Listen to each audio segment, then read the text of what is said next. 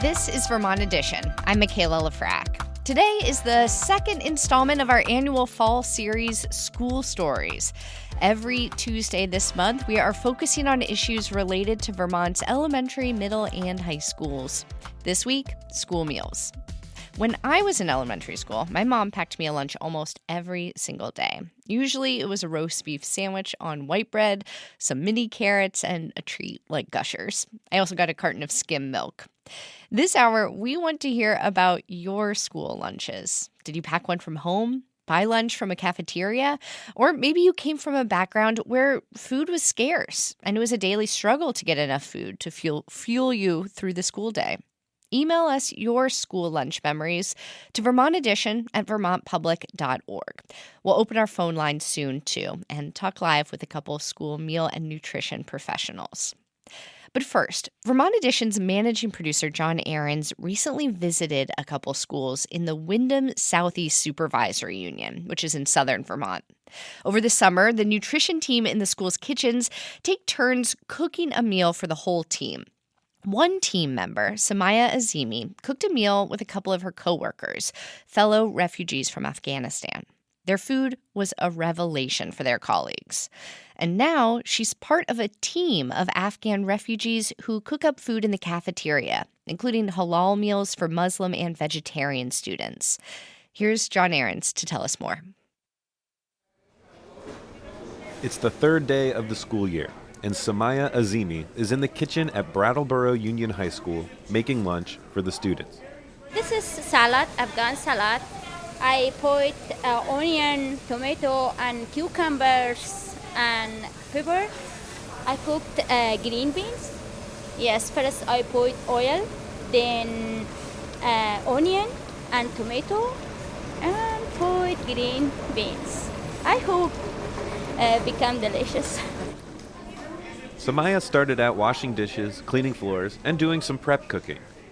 But after she and her fellow Afghans cooked a meal for her colleagues in the Windham Southeast Supervisory Union, the district leadership was blown away. Here's Nutrition Director Harley Sterling. We were doing like a family meal as part of our summer training, and we were giving each staff members turns to try to cook something from their perspective. And when we let them cook, they just made this spread that looked like it was something from a 3 Michelin-starred restaurant, like potato flours and drizzles of all these yogurt sauces, and it was incredible.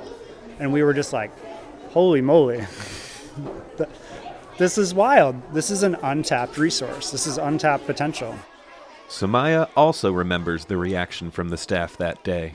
Other people excited and told me, oh my God, this is very delicious and good food, and all people is eating. Samaya is one of some 600 Afghan refugees resettled in Vermont since the 2021 U.S. withdrawal of troops from Afghanistan. She and her husband Zebi found kitchen work in Windham Southeast, where they met fellow refugees Wajia Bigzada and Shima Ayubi. They also all have children who attend the district schools. Harley Sterling is excited to see them taking on new responsibilities within the district. We came up with this idea to expand our offerings to what they already knew how to cook and cook really well. And we thought that that would address the need also of not just serving vegetarian chicken nuggets every day, but making some things that are awesome in and of themselves that happen to be vegetarian or halal. The discovery of this group's acumen came at the perfect time. Windham Southeast had just decided to break from their food service provider Fresh Picks after it was acquired by the private equity-backed Whitson's Culinary Group. This gave the district more flexibility to change up the school menus, including adding more robust halal and vegetarian options for the 1/3 of kids in the district who request them. Shima Ayubi is cooking at the Academy School, an elementary school in Brattleboro. I'm happy there's this year is serving halal food and Afghan food. I'm happy. Shima has also proven to be adept at making some of the American cafeteria staples as well. We had to make 18 pizzas, 20 slices each on a tight deadline. I've trained a lot of people to cook, and I've never seen anyone make perfect pizzas as quickly or as consistently as we saw here yesterday with Shima. It was something to behold and really inspiring. So it was a surprise, I think, for everyone, but pleasant surprise. Shima says it's because learning to bake bread is a rite of passage in Afghanistan. In Afghanistan, every woman understands making, cooking fresh bread. Shima's life in southern Vermont is starkly different from her female friends and relatives back in Afghanistan. That's because of the Taliban's restrictions on women's rights. In Afghanistan, for women, living is very hard because there's not working for women, there's not freedom. Every time I'm talking with my family, I'm feeling bad because very hard living in Afghanistan. Somaya was a teacher and lawyer in Kabul before fleeing Taliban rule. She says she is happy with her new career cooking for kids and for her life in Vermont. I love all people is Vermont. Oh, sometimes I told myself, all people is Vermont amazing. As for Shima and Somaya's feelings about bringing the taste of Kabul to Vermont's kids, yes, I'm happy for a Muslim child serving halal food. Dear is funny and excited. a nutritious lunch helps kids learn in the classroom. This year, the cafeteria will also teach kids a little bit more about the world. For Vermont Public, I'm John Ahrens. John Ahrens is Vermont Edition's managing producer. He was reporting there from southeastern Vermont. We're joined now to talk more about school meals by Susan Grabowski, the food program coordinator for the Windham Southeast Supervisory Union in Windham County. Susan, welcome. Good morning. So glad to have you with us. And we are also joined in the studio with me today by Kathy Alexander. She's the director of the Food Service Cooperative for the Mount Abe and Addison Northwest School Districts in Addison County. Kathy, welcome. Good morning. It's a pleasure to be here. Oh, we're so glad to have both of you, especially as it's a busy time in the schools right now. Kathy, how have the first couple of days been? Well, we had 3 days last week and a day today, and all's well. We're getting back into the routine of cooking for kids and getting our orders in and meeting new students, and it's been going well. Yeah. And Susan, how about you? How have the first couple of days been there? Because we're just starting a new program, it's been a little different than years past, but we're doing really well. It's been great so far, and everything has been very well received. Well, we just played a story from the Windham Southeast Supervisory Union about some new folks who are cooking meals in the cafeterias there, Afghan refugees who were resettled in the area in the last couple years.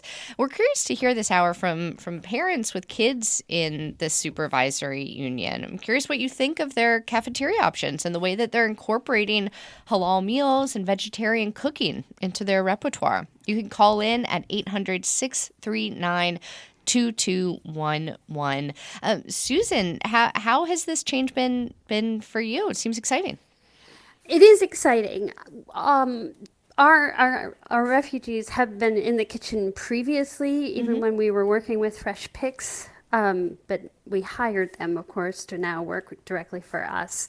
And as Harley talked about in the previous story, once we understood the kind of potential we had with them, we really are trying to make them more leaders in terms of doing some of the cooking, especially at our larger school, the high school and middle school combined, where we have a lot more students and a lot more capacity to offer a lot of different options at lunch. At some of our smaller elementary schools, we're a little bit more limited to offer as much variety. Sure. And have you seen the student body change since 2021 when the first Afghan refugee families started arriving? Many of them were resettled in southern Vermont.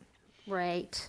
We saw demand for more vegetarian and halal meals. Our food service management company said, great, chicken nuggets, vegetarian chicken nuggets is what they're going to get. It wasn't good enough because you can't serve a child that every day for lunch. I mean, I talk to my kid. Could, but a lot of these students were really disappointed in the options available Right. to them. And a lot of them didn't even have an option to go to the salad bar. And we're now instituting salad bars in most of our schools, which is not something that we are able to do with our food service management company. And I want to talk about that change. It's a big one, the one that you've been referring to. But first, Kathy, I'm curious in Addison County, in the school districts you work with, have you all had to or decided to change your food offerings based on the population's food preferences or new populations coming in? Yeah, we haven't had the experience that they've had in southern Vermont with a large influx of a particular population. But we have spent the last 2 or 3 years exploring lots of diversity on our menus anyway, because we really feel that it's our responsibility, especially as part of education, which we firmly believe that our school nutrition programs are there not just to nourish and feed kids, but also to educate them. So we've really been dabbling in lots of different kinds of food, ethnic food, diverse food, global flavors, as we like to call it. And hoping that we appeal to all of our kids and that we're expanding their horizons as well. And we did last year we did Meatless Monday as a sort of way of embracing vegetarianism. And to be perfectly honest, it did not go over well. So now we're just really trying to integrate vegetarianism all the time, and not just on one day. We had vegetarian meals every day, but we really focused on it last year on Mondays. And it wasn't a great idea. This year we're just having it all the time. Well, you got to work with the feedback you get, right. I guess. You sure do. And you serve we're talking a lot about lunch here, but you don't just serve lunch. No, we serve breakfast, we serve lunch, we do after school meals in most of our schools as well. So we're serving a lot of meals, and so most kids are eating 3 meals with us a day. Is that the same for you, Susan? For a lot of our schools, yes. Not everybody gets an after-school meal, but a lot of our students do. And I am curious how you both got into this line of work, interfacing with students and schools and food every single day, but also, as we'll get into, you have to deal with a lot of federal and state regulations, grant writing, spreadsheet. You have to have a real business mind as well as a mind for working with kids and food. Susan, what is your background? My background is pretty varied, but basically I've been in logistics for a very long time, just managing a lot of logistics like a program manager. And I kind of just tripped into this job. About 4 years ago, they were looking for a food program coordinator, mostly to put together the summer food service program. I applied, I got the job. And at that time, it was only 20 hours a week. And very quickly they said, wait, this person can do a lot. We're going to give her more hours. And they gave me more things to do. And then I was managing the food service management company pretty soon and our contract, and kind of doing compliance because we have to be compliant with all the rules and regulations. So that's how I ended up here, and I've enjoyed every minute. I've always had a passion for food, and I've always enjoyed working with students. So it kind of puts together 2 things that I really enjoy. Yeah. And folks, if you hear the word compliance and you want to tune out, please don't, because I found this element of your work so fascinating. And again, we're going to get into it in just a moment. But first, Kathy, you've been working in nutrition, child nutrition for more than 25 years, yeah, right? Exactly. I have. And I actually came from my formal education initially was in special education. And lots of things happened in my life with kids. And then at one point I decided, I heard the job was open at a small school in Ferrisburg to run the kitchen. And I thought, oh, I bet I could do that. And I applied for the job knowing absolutely nothing, and but having a lot of passion about kids and food and education. And I thankfully got the job. That was 25 years ago, and I've never looked back. It's been the most rewarding job ever. But in the course of having this job and then taking on a couple of districts as a director, I've had to go back to school and learn not just about nutrition, but about business, as you said, about running a business, about financial matters, and lots of other things. And yeah, child nutrition is way, way, way more complicated than people understand. We're part of federal, we get a lot of all federal dollars primarily, and we have to deal with lots of regulations and meet rules, and it's complicated. We got a question about meat rules from a listener. Great. So we'll get into that in just a moment. Okay, we do cool. have to take a short break. And we also want to hear from you about your questions about school lunches. Maybe you have a kid in Vermont public schools and you want to know what they're eating and why. Or you can also tell us what you used to eat as a kid. I find stories of people's school lunches fascinating. We'd love to hear from you this hour. 800-639-2211 is our number. You can also email us at vermontedition@vermontpublic.org. All right, time for that short break. Stay with us. This show is supported by Odoo. When you buy business software from lots of vendors, the costs add up and it gets complicated and confusing. Odoo solves this. It's a single company that sells a suite of enterprise apps that handles everything from accounting to inventory to sales. Odoo is all connected on a single platform in a simple and affordable way. You can save money without missing out on the features you need. Check out Odoo at odoo.com. That's odoo.com. Welcome back to Vermont Edition. I'm Michaela Lafrac. This hour, we're discussing school meals and the nutrition guidelines that cafeterias have to follow. It's the second installment in our fall series, School Stories. Every Tuesday this month, we're taking on issues related to Vermont's public education system. Our guests this hour are Kathy Alexander, the director of the Food Service Cooperative for the Mount Abe and Addison Northwest School Districts in Addison County, and Susan Grabowski, the food program coordinator for the Windham Southeast Supervisory Union in Windham County. If you have questions about the food that gets served to your kids at school, give us a call at 800-639-2211. All right, so before the break, I mentioned we had a meat-related question. That's from Jessica in Jericho. And Jessica writes, my kids, now young adults, went through the Chittenden East school system. We had many positive experiences with school lunches. As a vegetarian family, though, my kids often had no viable option for hot lunch. Despite our food service director at the time being a vegan, just about every lunch featured chicken or another meat. We need to expand our definition of a nutritious lunch. Our nation has an unhealthy and unsustainable relationship with meat. Meat can be part of a healthy diet, but relying on cheap factory-farmed meat in our schools and adding meat to every meal is missing a great opportunity to introduce new generations to the full breadth of nutritional options that we have. All right, so a couple elements here. But Susan, I'd like to start with you about the sourcing of meat. Jessica writes that she worried that her school relied on cheap factory farmed meat. Is that the case? We, and previously, sure, when we were working with a food service management company, but not so much now. We are using Vermont bean crafters for our beans. We're getting local beef from Boyden Farms, as well as Franklin Farms here way down in Guilford.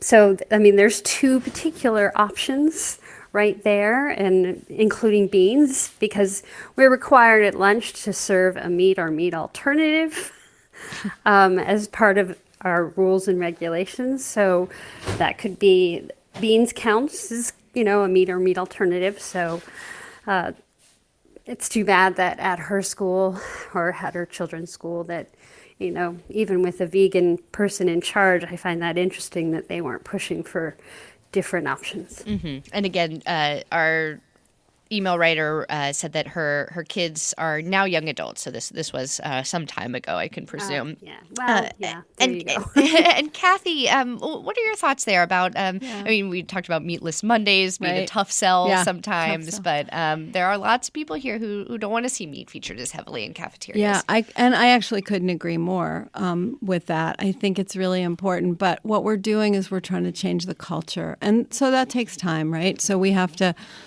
be careful. We have to go slow.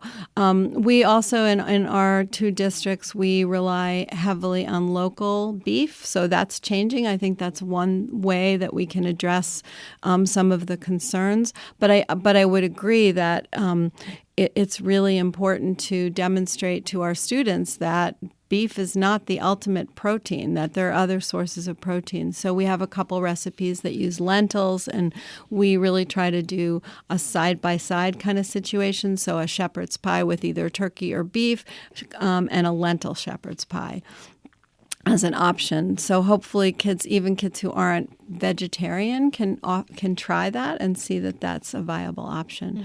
But again, we're changing a culture. So it takes time, it takes dedication to that, and making sure that we're consistent and that our food is reliable, and we have to keep working on it. But I really do agree with that, and I think that's part of that education that we need to be vigilant about. Yeah, you mentioned that we're changing a culture, and I can imagine that as the cultural trends around food and diet and nutrition change, a couple years later, schools will follow. And I think about, I mentioned at the top of the show, I used to have a carton of skim milk every single day. That was in the 90s when fat was a huge no, and everyone was drinking only skim milk. Right. And now we see, these like calls for more protein everywhere. Has that trickled in? Yeah, we're still serving low fat or non-fat milk. That's one of the rules. From the federal government. From the federal government, yeah, for sure. And and many of the rules are around low fat, obviously no trans fats. That's a no-brainer. So yeah, we see a lot of those trends, and I think you're right that the school meals programs are try to catch up. Like as soon as a fad is coming into being, then we're right on the heels of that, whether it's nutrition or just some kind of culinary fad. So we're always trying to keep up. But that's what makes it fun and exciting, and again, part of education. Yeah. Susan, what about in Windham Southeast? Are you all feeling the pressure to start serving like protein bars and chicken breasts to keep up with this protein trend? Protein bars, not so much, but making sure there's protein available on the salad bar, like a boiled egg or a cheese stick, things like that, because those are also protein, alternatives, so that we have a lot of kids who, that's a great option for them. And Kathy's absolutely right. It is a cultural shift, but we do see more kids, more students asking for, healthier alternatives to that hamburger or chicken patty, because those are really popular at our high school and middle school. Well, let's take some calls here. And listeners, you can call in with your questions about school meals and cafeterias, or tell us about your school lunches when you were growing up. 800-639-2211. Wendy is in Essex. Wendy, go ahead. Yes. Do any of you have any projects where you introduce the children to new foods in a classroom setting? Back in the 1990s, a graduate student in the Cornell School of Nutrition did her PhD thesis on this very topic and found that when children met the new foods in the classroom and had a chance to try them there, they were much more likely to try them in lunch. And as an aside, I used to be on a school board, and we discovered that chocolate milk is made with non-fat milk. So it's really a very nice option for kids who don't like skim milk. Well, any excuse to drink chocolate milk, I will take. Thank you, Wendy. Susan, let's start with you. Has your school district ever considered that idea around introducing new foods in the classroom? We have a thriving farm to school program, and they do a lot of taste testing with our students in the classroom or as activities through farm to school. And we are finding that students who try the beets that they grew in the garden then go home and say, "Can we have beets?" So that's not necessarily always in the classroom, but it's an option. There's not a lot of time in the cafeteria to always educate students about what they're about to try. We do try to do taste tests, and we are going to be trying to do more of those this year in the cafeterias, but we really do kind of lean on our farm to school program to introduce students to things they might not have tried otherwise. Yeah, that makes sense. And Kathy, what about you all? Yeah, we don't have a particular farm to school program or coordinator or somebody who can go into classrooms, which I wish we did, but we do not.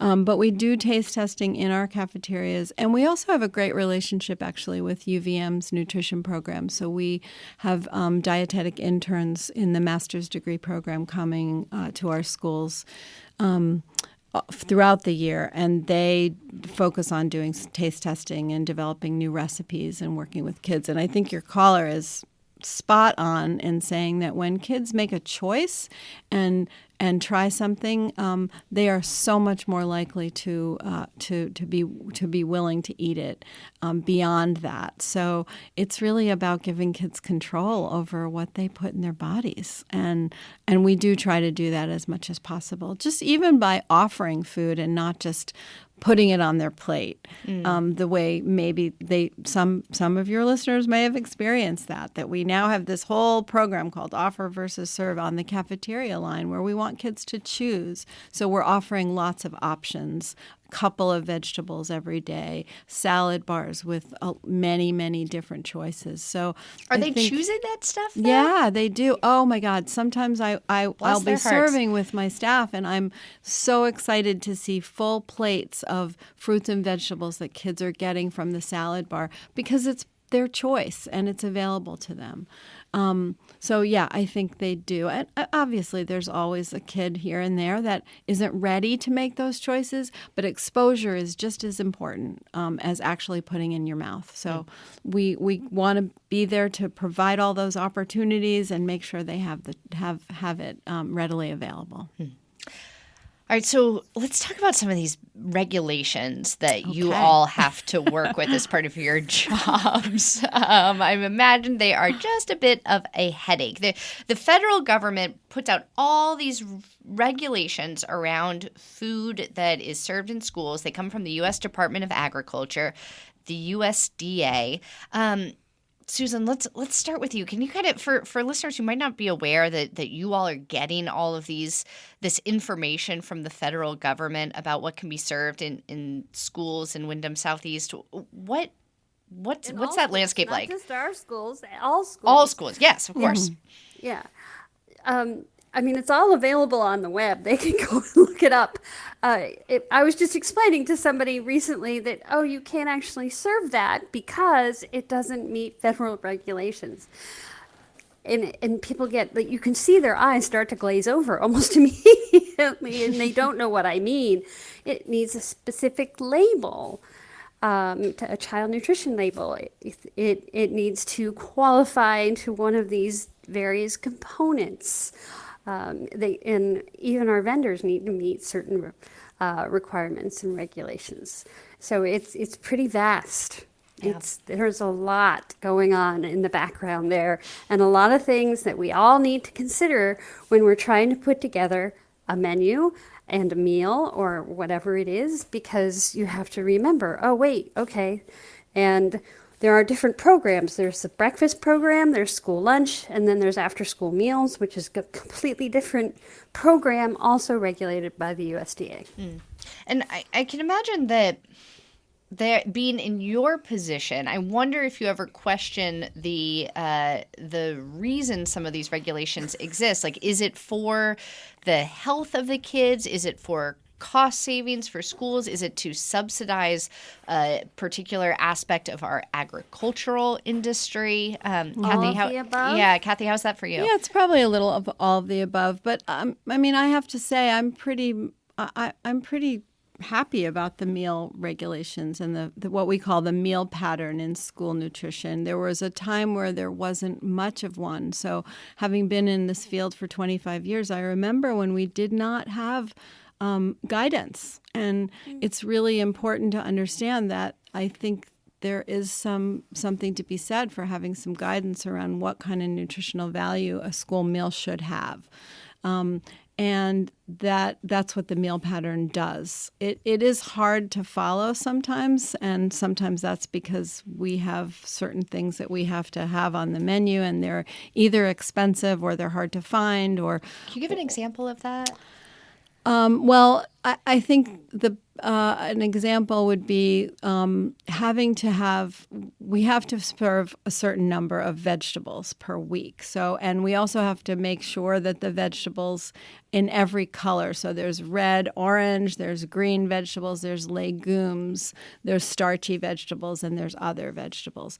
And we have to make sure that a menu in a week offers children 3/4 of a cup of those vegetables on a daily basis, and 1/2 a cup from each of those varieties of each of those colors. This is starting to sound like a math problem that I do not want to do. It's a lot to keep track of, but and it can get expensive, like having to offer a couple of different vegetables to make sure that you have legumes on your menu, to ensure that you've got the dark green leafy vegetables. That's something that you have to think about. But in the end, it's really good for kids. Like we're offering a rainbow full of colors on their plate, and it makes us have to do that and be very conscious of that. Yeah. So, I mean, I think over the years I've come to really appreciate those guidelines as a way to make meals better. Is it complicated and time-consuming and expensive? Yes, it is. But we're talking about kids and their health and their ability to learn every single day. So it's well worth the effort. I don't see it as a burden, even though it's a lot of work. Susan? A lot of work. What do you think? I mean, Kathy's absolutely right. The burdensome part is sometimes just all the paperwork that's involved. Mm-hmm. Like what? I mean, we have to have production records that are really clear. If we're getting audited, which we do every few years, we have to provide production records for every school for every meal. Mm-hmm. Showing exactly, how much was what was on the menu, what was cooked, and how many children, how many servings went out and things like that. And, did this actually constitute that 1/2 cup of vegetables that was required that particular day? Mm-hmm. So that kind of stuff gets pretty complicated. Yeah, it's true. I mean, Susan's right. There's a lot of paperwork. I think where the rub is sometimes is that our work, our field, is not always looked at as a profession, right? And it seems like, it's so easy to go in and cook for kids. And we're really trying to change that. And one of the reasons we're trying to change it is because it's not easy. It takes a lot of skill to not just be able to produce a well-balanced meal that follows regulations, but also to do all the documentation that maintains accountability and credibility of our programs. And that means that our staff are now people who are well-trained professionals who do a variety of things, including cooking and paperwork and balancing budgets and all this other stuff. So I think part of it is sort of catching up with the perception of our work as a very professional, high-level, highly skilled profession. Yeah. And we're in the process of getting that, getting caught up to that and recognizing that. As I understand it, the USDA also has rules about where food comes from. There's a new rule in place that only 10% of food can come from outside of the U.S. Yeah. Susan, how is that all going to affect you? We're not going to be able to serve as many bananas. No more fresh guacamole? Right. I mean, well, no, just not no more, but just we'll have to really look at that. We'll have to see how it all plays out. It's a brand new rule, so we're still kind of, working our way around it and kind of absorbing it. we had a little bit more flexibility before, and we had to get a waiver if we're buying non-domestic things like bananas and avocados and other things. You can get bananas domestically, I think, but they're incredibly expensive. The same with pineapple. So yeah, it's gonna create some restrictions for us, and we're looking at that. Again, it's brand new, so we're just starting to dig into that. Yeah. I agree with everything Susan said. Yeah, we're just going to have to work with that. Yeah, that's a tough one. And we used to be able to get waivers for most things that were not available domestically. But now we have to work with industry as much as possible, and they're going to catch up too. So these things take time. And they may not end up being viable, honestly. All right. Well, lots to learn here. We are speaking with two school meals professionals as part of our School Stories series. We're going to take one more short break, but our phone lines are still open. So if you have a question about what's getting served in school cafeterias in our region, you can call in at 800-639-2211, or you can email Vermont Edition at vermontpublic.org. Stay with us. Welcome back to Vermont Edition. I'm Michaela Lafrac. If you're just joining us, we are talking about how we feed our kids when they're at school. This is the second in Vermont Edition's fall weekly series on education, School Stories. Our guests this hour are Susan Grabowski, the food program coordinator for the Windham Southeast Supervisory Union, and Kathy Alexander, director of the Food Service Cooperative for the Mount Abe and Addison Northwest school districts in Addison County. Kathy, we just got a question from Nicole in Wilder, who says that they're happy to hear about the meal program and the changes that have been made over the years, but wants to know a bit more about how food is served, specifically what it's being served on. Nicole writes, several years ago, I was shocked to see food served on styrofoam disposable trays. These trays leach and break down when in contact with some acidic foods. Has that been a change you've seen over the years? I think a lot of places are changing that, and I would agree that that's a shocking thing to be seeing, and I hope we see less and less of that. We, in our districts, we serve on trays. They're melamine. We're even, now we're even questioning that, to be honest with you. We did have a company come and work with our staff for about a year and a half called Brigade, that they were a team of chefs who came and worked alongside all of our staff for a number of months. And at the end of that, they had many, many great things to say about the work that we're doing and the way our staff work. And but one of them in particular, because they work all across the country, was they said, we can't believe we don't see any styrofoam here ever. And my staff heard the word styrofoam and all collectively gasped, because we just don't use styrofoam. We have to use some disposable products, and that's hard. Like, we don't like to do that, but there are times when the situation demands that. But we try to choose the best thing we can. But it's again another challenge that we're always trying to navigate. And I really hope schools are getting away from certainly styrofoam. We're trying to not use disposables as much as possible. When we vend even to preschools now, we're using reusable things and just buying them in double and getting them back after their use and washing things. So it's hard, it's complicated, but we're doing our best. Yeah. I want to talk about the Universal School Meals Program. Great. A unique thing about Vermont's school meals system at large. It was federally funded for a while, and then a couple years ago, the state legislature voted to fund it with state dollars into the future. We got an email just now that made me think of this. It's from Shannon and Warren, who says that they grew up in a town with significant economic disparities in the 90s. The social stigma around getting a school lunch was so strong that the only day it was considered cool to get school lunch was Friday pizza day. When I qualified for free lunch in middle school, Shannon writes, I was too embarrassed to participate in the program. Instead, I chose to bring just a drink and a granola bar from home rather than face the potential social consequences. Looking back, I realize how these social dynamics likely prevented many students from accessing proper nutrition during critical developmental years. Susan, it's a powerful email we just got from Shannon there about the social stigma around school meals. Now every kid in Vermont gets free school meals. How has that program been going from you all's end? Great. It's absolutely great. There doesn't seem to be any stigma. You don't have to, punch in any codes or anything. So all kids have access to meals, and it's wonderful. It kind of has, it's even the playing field. It's created more equity, and we can't go back ever. Yeah.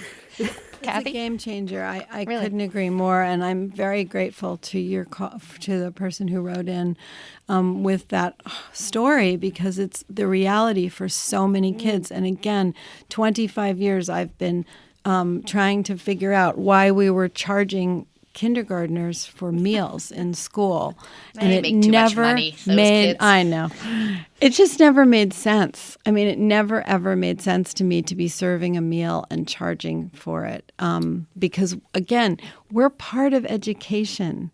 We are part of that school day. We're a significant part of the school day, and there's many years where I had to watch kids go through what your caller went through with shame and not wanting to participate because they were singled out. The director in Burlington, her name is Laura Lavaca, and she has put it to me, she's a friend and colleague, and has put it to me that Universal School Meals has created a sense of belonging for kids in our cafeterias, because there is no longer any way in which kids don't belong. And like your caller came in and said she felt singled out because she qualified for free meals. That's not okay. And we, as Susan said, we can never go back to that. And we need to create this culture of everybody belongs here, and it's food. I mean, we're talking about food, so that's something that everyone has a right to. Certainly, kindergartners. Susan, did you have something to add there? No. Oh, I thought you were jumping in. I don't. Well, I did want to ask you about the federal government's decision to make significant changes to the SNAP program. The forecast is that about 2.4 million fewer Americans will receive federal food benefits every month. Does that affect schools? It will. It isn't affecting schools immediately, but once that actually happens, we qualify for something called the community eligibility provision, which means we have a certain percentage of students who qualify for free and reduced meals because they use SNAP, because they use Medicaid and things like that, Medicare. Or they qualify for those. So we find out about that. So we know that we have about 50% of our students who qualify. And because less people will be qualifying for SNAP, that number will go down. Right now, we are required to have at least 25% to be on our community eligibility provision. But if they do actually raise that to 60% like they were talking about last year, we may not qualify for community eligibility provision, and that will mean we're drawing down more state dollars using universal school meals than federal dollars. Right now, we are drawing down more federal dollars, so it's not such a burden for the state of Vermont. There's some big changes ahead there in terms of federal funding for food. Now, I want to make sure we have time, Susan, to talk about a big change that's happened in your district recently. You all switched from working with a big food services provider to doing all that independently. What exactly is the change there for those of us outside of this world? The change is that we're doing this in-house. It's now we're all on the same team. Before, honestly, it felt like it was me against the food service management company and getting them to actually meet certain criteria that we put into our contract, such as no high fructose corn syrup, only using, certain kinds of meat products, no reconstituted chicken nuggets, things like that. And there was a lot of issues with just trying to, encourage them to actually follow the contract rules. And now I just feel like we're all on the same team, and it's a lot less stressful. And you all hired a number of folks who were working for that company to work directly for you. We hired everybody who was working for our who was working with the former food service management company. Yes. All of our current employees were currently working for Fresh Picks. And Kathy, your districts operate independently as well, right? Correct. Yeah, all of our districts are independent. There was a time many years ago where a couple of our schools were operated by management companies, but they're no longer. We have 8 schools and they're all independent. Yeah, it's great. Susan, now that this change has been made and you're operating independently, does it change where you can buy food from? Well, we weren't buying the food last year. The food service management company was. So yes. One problem we did have last year is Fresh Picks was buying local beef for just one school because the farmer in that particular area was willing to provide the meat just for the cost of processing. So really all that Fresh Picks was paying for was processing. But then Whitson's, a very large corporation, bought Fresh Picks, and they could no longer do that because this particular farmer didn't have certain certifications. He had all the right certifications, but they just wanted this one extra piece that seemed, I can't remember the exact thing, but they said, they don't qualify and we can't purchase this anymore. So we have much more freedom now than we did before. Yeah. Kathy, I imagine that's a big boon for operating independently, is that freedom. Absolutely. Yeah. Being able to make the choices of who to work with. And I mean, I think there's also just, for my staff, I think we feel like we set menus together as a group. Each of our schools has the ability to change the menus if they need to. I think that's very different with a management company that tends to operate with a much more centralized mentality, which certainly comes with some efficiencies, of course, but there's also less room for people on the ground to really be creative and to be responsive to the kids in their school, et cetera. So I think it's, much, in my opinion, it's a better situation when the schools themselves, the staff, the people on the ground can have a little more control and ownership as professionals of the work that they do. And that's what you get, I think, with independent operations. Yeah. Well, speaking of that creativity in these school kitchens, Kathy, you developed a seasonal menu toolkit for the State Agency of Education with all these different recipes in it. There are some classics like meatloaf and sloppy joes, and then there's also sloppy lentil joes and tofu tenders. What else is in there? Oh, my goodness. There's so many things. There's a chicken curry recipe, I think. It was a great project, and it was designed. It was really, really fun to work on. It was something that the Agency of Education Child Nutrition Office really wanted to have a toolkit that they could offer to new directors or new managers of programs. So here's something where you can start. You don't have to reinvent the wheel. The truth is we don't reinvent the wheel. There's not that many. There's sort of this 30 to 40 things that we do in school nutrition. And so I work to put this all together and give them some guidelines. And I'm really proud of it, and I think people are using it and can be creative with it. It's designed to be a starting place. It meets all the regulations, so there's no questions about that. So I'm really delighted that it's being used so well. Yeah. It's been a great tool. All right. Well, since I'm talking to two school meals professionals, I would love to end on a specific meal that you two are excited about serving in the classrooms, either this week during the second week of school or sometime this fall season. Susan, let's start with you. Tomorrow we're having a pizza extravaganza at our high school and middle school, which will offer gourmet pizza options as well as standards. That sounds so fun. I will be there. Kathy, what about you? I have so many favorites and things that I love in our school meals program. But I think we just served last week a baked potato bar kind of situation for kids where they can top their baked potatoes with cheese and broccoli and ham. And there's a fresh homemade muffin. And in general, just all the homemade scratch-cooked things that our staff are working on creating just make me super excited and thrilled and happy that kids are getting good food.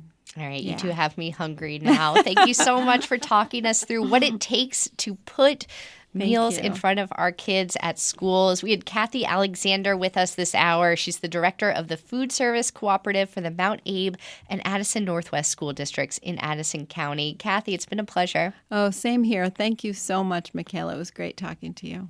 We also had Susan Grabowski with us. She's the food program coordinator for the Windham Southeast Supervisory Union in Windham County. Susan, thank you so much.